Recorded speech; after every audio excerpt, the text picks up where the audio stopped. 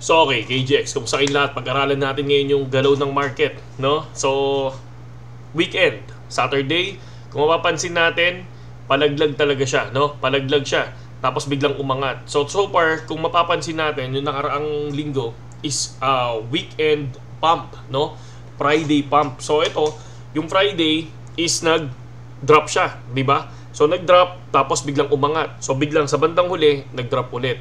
So ngayon, kung mapapansin nyo, yung nakaraang linggo is puro pataas. Ngayon, ang nakikita natin, umangat,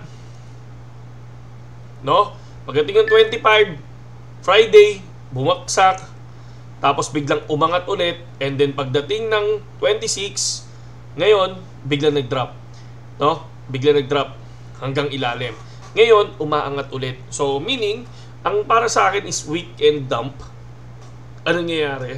So far, kung titingnan natin, possible, no? Possible, pagdating ng Monday, gumalaw yan, lalo-lalo na 10 p.m.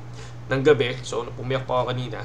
Possible kapag nakuha to si 68,300, kung titingnan natin, lilipad dyan hanggang dito.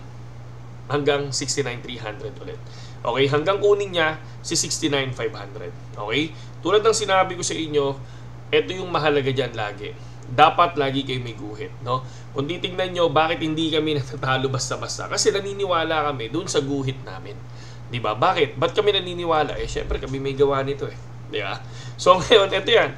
Kung titingnan nyo, rejected dito sa taas, rejected dito sa taas. Okay? Ganon din sa baba. Rejected, rejected, rejected, rejected. So meaning, strong support, strong resistance. Okay? Once na bumagsak to ulit, tong 66,300 na to, ma-break to ulit, no? At yung candle luminto dito, no? Sa mismong ilalim niya. Possible mag-drop ulit yan, papuntang 64,800. Pero pag pumasok dito sa area na to, once na yung 68,300 na yan, nagkaroon ng isang candle na tapos above 68,300, possible kunin ulit si 69,500. So yun lang. Ganun lang kasimple yung TA lang natin mga Lodi. And syempre, take note, dapat 20, 25, 35 profit exit na.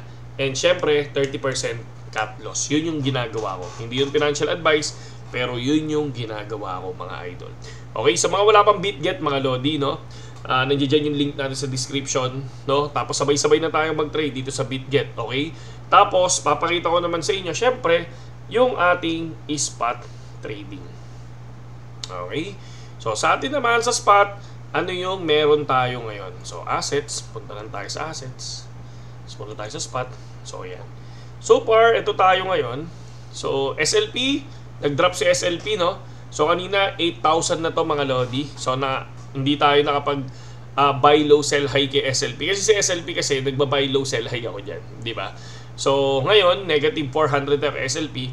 And then dito naman kala ETH is positive naman tayo karaniwan. Kay RIP, positive 300 tayo.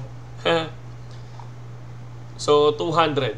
Positive 200 tayo ngayon dito sa ating spot. So far, nakatutok ako kay ETH. ETH lang muna ako. Mamaya, bibili ako worth 2,000 pesos kay ETH. Okay? So, ganun lang ginagawa natin para at least hindi ako, kumbaga, mas nag-iipon ako sa spot ngayon. Okay? Kasi naniniwala ako kay ETH. Malakas ang paniniwala ko dyan kay ETH. And then, itong mga nakikita nyo sa ilalim, ano lang to, mga meme coin lang natin to, na kung saan, ipapakita ko sa inyo kung possible ba na kumita sa mga meme coin. Okay? So, yun lang naman, mga Lodi, no? At saludo sa inyong lahat. Maraming salamat sa suporta. Sana patuloy nyo akong suportahan at tingnan natin yung journey natin hanggang bull market. Okay? Saludo.